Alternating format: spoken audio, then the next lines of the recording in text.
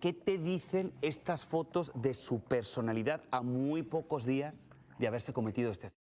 No, y escuchando las fotos y escuchando lo que estamos viendo, estamos hablando de, tiene rasgos psicópatas. ¿Qué es 4 estudiantes universitarios, una casa en Idaho y una noche que terminó en...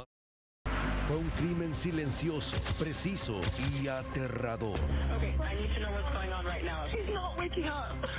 No había sospechosos, no había motivo claro, pero entre los restos de aquella escena, los investigadores encontraron una pista mínima, un rastro de ADN que cambiaría todo. Kaylee y Madison, ambas de 21 años. Kaylee era extrovertida, carismática, a punto de graduarse y de comenzar una nueva etapa en Texas. Madison era la mejor amiga de Kaylee desde la infancia. Ella estudiaba marketing. Siguientes protagonistas, Ethan y Shanna, ambos de 20 años. Shanna era divertida, sociable, estudiante de tercer año, e Ethan, su novio, estudiante de primer año y deportista. Esa noche se había quedado a dormir en la casa. Siguientes protagonistas, Dylan y Bethany, también de 21 años. Las dos eran estudiantes de comunicación y vivían en la planta baja de la casa. Y por último, Brian Kohberger. Tenía 28 años y estaba realizando un doctorado en criminología en la Universidad Estatal de Washington, ubicada a pocos kilómetros de la Universidad de Idaho. La madrugada del 13 de noviembre de 2022, en la pequeña ciudad universitaria de Moscow, Idaho, todo parecía tranquilo. En una casa ubicada a pocos metros del campus, 6 estudiantes dormían después de una noche típica de fin de semana. En el segundo y tercer piso estaban Kaylee González y Madison Morgan, mejores amigas desde la infancia. Y en otra habitación, Sana Cardinal, junto a su novio, Ethan Shippen, que había pasado la noche allí. En la planta baja, Dylan y Bethany, las otras 2 compañeras de casa, también estaban en sus habitaciones. Poco después de las 4 de la mañana, un intruso entró sigilosamente por la puerta trasera. Armado con un cuchillo de casa, subió en silencio las escaleras y comenzó el ataque. Madison y Kaylee fueron asesinadas en la habitación del tercer piso. Luego, el agresor bajó al segundo piso, donde Sana y Ethan fueron atacados brutalmente. La escena fue rápida, silenciosa y devastadora. Dylan, una de las compañeras del primer piso, llegó a ver una silueta encapuchada salir de la casa, pero en estado de shock cerró la puerta sin llamar a la policía. El asesino desapareció en la oscuridad sin dejar rastros inmediatos, sin huellas claras, sin testigos que pudieran identificarlo. Horas más tarde, la policía llegó tras una llamada confusa al 911. 4 jóvenes estaban muertos y no había ni un solo sospechoso. Fueron las 2 sobrevivientes acompañadas por otras personas, quienes reportaron así la situación. 911 location of your emergency. Something is happening. Something happened in our house. We don't know what. What is the address of the emergency? 1122.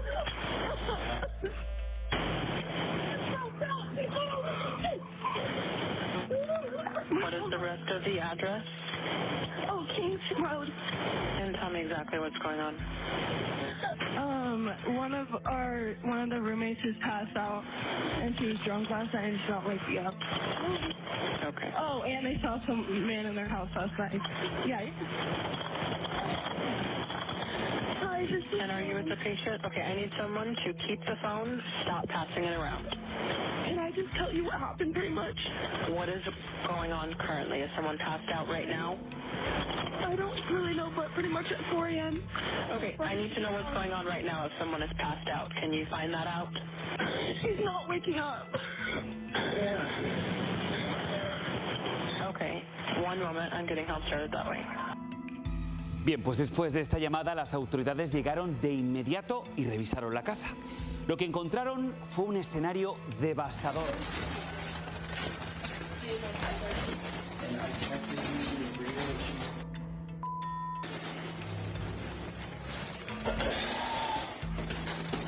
slow down.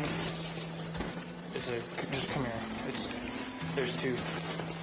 Looks like fatalities.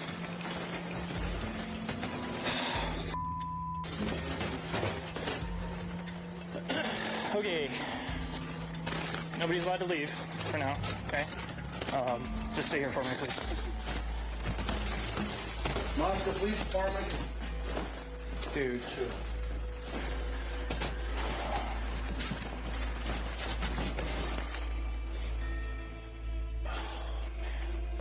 We don't know what's going on. Can you come here with me, please? All I heard was I heard her go upstairs. Like, okay, I'm gonna go to sleep now because she's going upstairs. All You heard who go upstairs? Kaylee and the dog Murphy. And then all of a sudden I heard her walking up. I heard her scream, and she ran upstairs because she saw someone. That's what I'm pretty sure she said. Someone's here, and she screamed and just ran downstairs. And I called for her name, but I jumped up and locked my door because I was so scared. And then I heard someone in the bathroom, and I heard her crying, and I heard some guy say that you're gonna be okay, I'm gonna help you. And I kept calling her name, but she wasn't answering. And then I opened the door for a second, and I saw this guy, and he was not insanely tall, but he was wearing all black and like this mask that was just covering his forehead and his mouth. La verdad que el testimonio es escalofriante. Pues miren, hemos construido esta maqueta en código de investigación que representa exactamente la casa del 1122 King Road en Moscow, Idaho. El asesino entra por una puerta de lado que no estaba bajo llave. Él entra y lo primero que hace es subir a la habitación de Kaylee. En la habitación de Kaylee, mata a Kaylee. Y después se supone que Madison a lo mejor escuchó a Kaylee gritar y viene a la habitación. Pero lo que sucede aquí es que él también mata a Madison. Y entonces el próximo paso que él hace es bajar y va hacia el cuarto de Sana. Lo que se encuentra en el cuarto de Sana es que está el novio, Ethan, y lo mata. Y después también mata a Sana. Y después de matar a los dos, él sale, pero de repente se aparece Dylan en la puerta. Entonces Dylan se regresa a su cuarto y él se sale de la casa. Es el testimonio que hemos escuchado. Exacto, que es lo que hemos escuchado. Entonces, después de un ratico, Dylan está medio asustada. Entonces, como está medio asustada, ella llama por teléfono a Bethany y Bethany le dice, baja, ven conmigo. Entonces, ella agarra y se baja y las dos cierran la puerta. Y ya eran como las 4 y pico de la mañana, cierran la puerta y se van a dormir. ¿Y por qué crees que no mata a Dylan si se encuentra cara a cara y ella de hecho fue la que habló y dijo que llevaba como una máscara? Sí, yo tengo como criminóloga, yo lo vería que algo pasó aquí que lo distrajo a él o lo puso en shock. Específicamente, si él es un tipo criminal que es organizado, él a lo mejor no esperaba encontrarse a Ethan en esta habitación. Entonces ya al estar en shock, cuando sale del cuarto y también entonces ve a Dylan, él se va. Primeras pistas que obtuvo la policía vinieron de una cámara de seguridad que estaba colocada en la casa vecina. El equipo captó los ladridos desesperados del perro de Madison, una de las víctimas, justo a la hora de los hechos. Miren esto.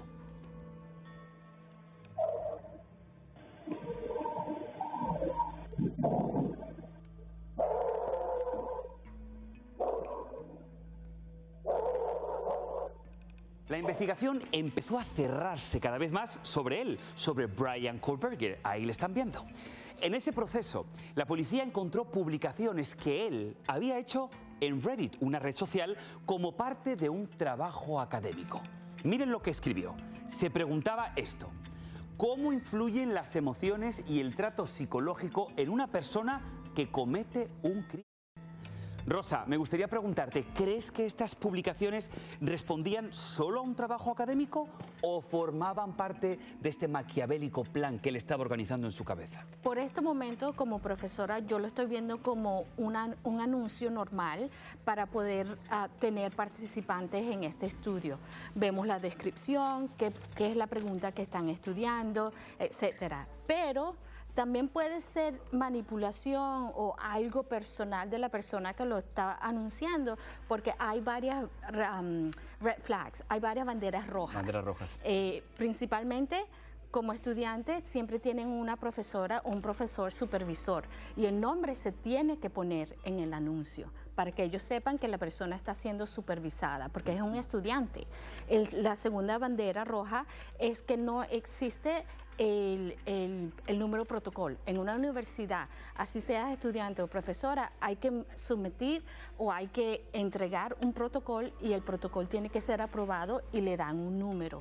Entonces el número tampoco está ahí. Brian seguía bajo la mira de los investigadores.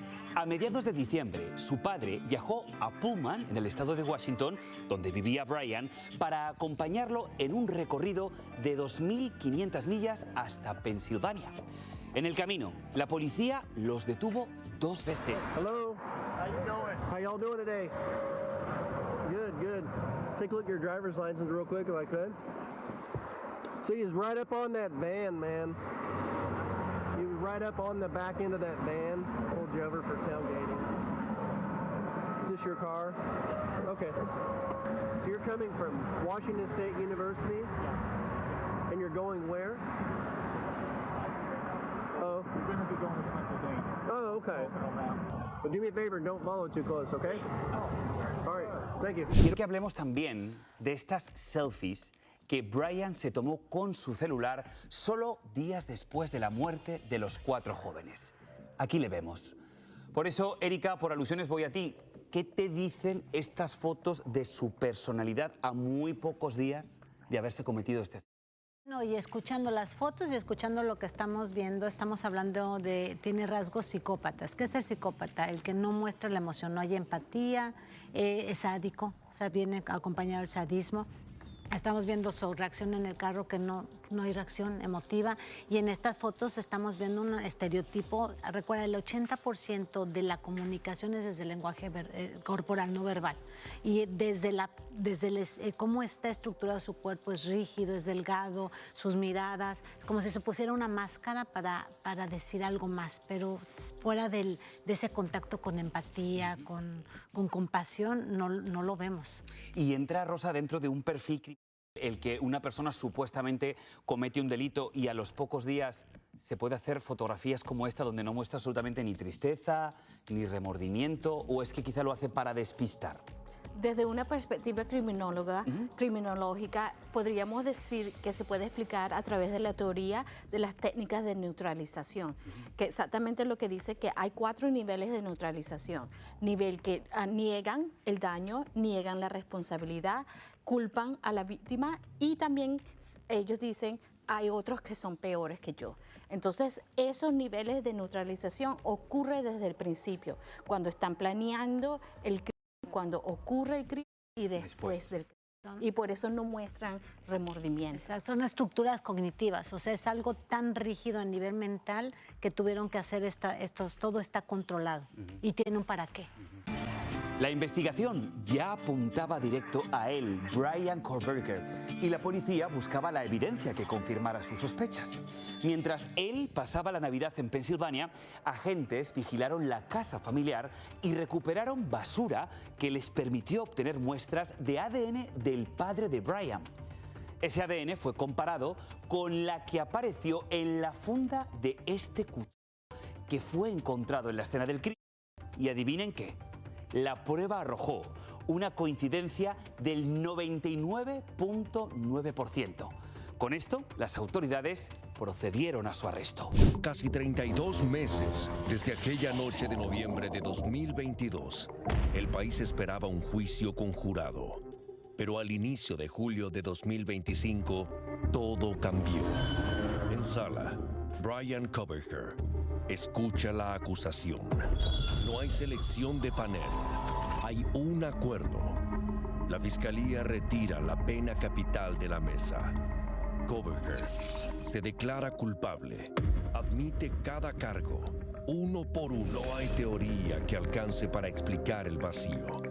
Solo la certeza de que no habrá pena de muerte. Cuando el juez golpea el estrado, la sala queda inmóvil. El destino de Kohberger quedó sellado. El resto de su historia se escribirá entre 4 paredes. Brian Kohlberger, condenado a 4 cadenas perpetuas sin posibilidad de libertad condicional. Evitó la pena de muerte al admitir su culpa. Sin embargo, hasta hoy no ha revelado el motivo por el que mató a los 4 estudiantes. La casa de los hechos fue derrumbada en diciembre del 2023 y lo hicieron principalmente por la tranquilidad de las familias y por la tranquilidad de los estudiantes del campus. Estos jóvenes fueron a la universidad soñando con un futuro mejor, pero todo cambió cuando una mente perturbada se cruzó en su camino.